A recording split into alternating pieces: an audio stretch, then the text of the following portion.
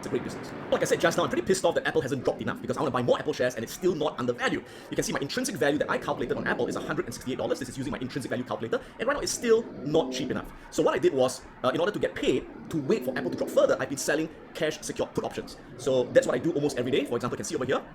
Right, so I sold Apple put options. I sold like 3 contracts at the 165 strike price for a 296 premium I collect. So by selling these put options, basically what's happening is that I'm obligated to buy Apple shares if the price closes below 165 by the date of expiration. And for me to buy Apple shares at 165 less the premium I collected, I'll be very happy to do it because I want to buy as much Apple shares as I can to build a bigger position, right? And of course, if Apple goes up, which I hope it doesn't, then I don't get to get the shares, but at least I collect some free premium along the way. But I do hope Apple will go down a lot more. Finally, let me tell you the stupid thing that I did this year that cost me thousands and thousands of dollars. And the stupid thing I did was selling covered calls on some growth stocks like Nvidia and Meta that caused me to sell some of my shares too early and missing a lot of upside potential. So the first was, of course, Nvidia. So my average price of Nvidia, which I answered, was about $150, right? So you can see over here, that was my average cost of getting into Nvidia. Now, at that time, when I calculated, the intrinsic value was something like about $300 at that time, before their earnings results came out, right? And so when Nvidia went up to about $380, about $300+, I sold covered calls on some of my positions at a 380 strike price. So what that means is when I sell covered calls, I collect premium because I thought that, okay, it's going to go sideways, it's going to go down, sell some covered calls. But then what happened was that Nvidia came with great earnings and the share price flew up.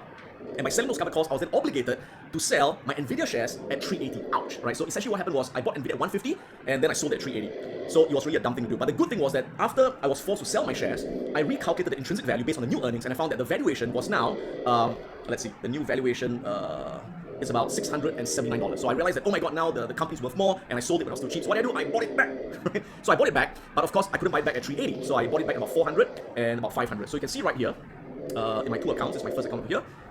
There we are. So right now you can see my Nvidia, right? My average price is 500, but I've only got 115 shares, right? So yeah, I've made about 47,000 on this, but it's because I didn't buy back all my shares. I only bought back part of my shares. And on my other account over here, you can see same mistake, right? My average cost is about $500, and I'm up about 54,000 over here. So yeah, I've made a few $100,000 on Nvidia, but the point was I could have made a lot more if I didn't get a sign on my covered calls at about 380 and having to buy Nvidia back at 400 and then $500. So the important lesson here is this. Now, a couple of years ago, I made this decision to not sell covered calls on growth stocks. Because growth stocks, they can explode very suddenly. And when you sell covered calls, you get some premium, but once they explode, you miss a lot of the upside. That I should only sell covered calls on more defensive stocks, like Pepsi, like Procter & Gamble, like Nike, low growth stocks, right? But shouldn't sell on high growth stocks. But I didn't follow my own advice. I sold covered calls on Nvidia and Meta, and because of that, my shares got sold away.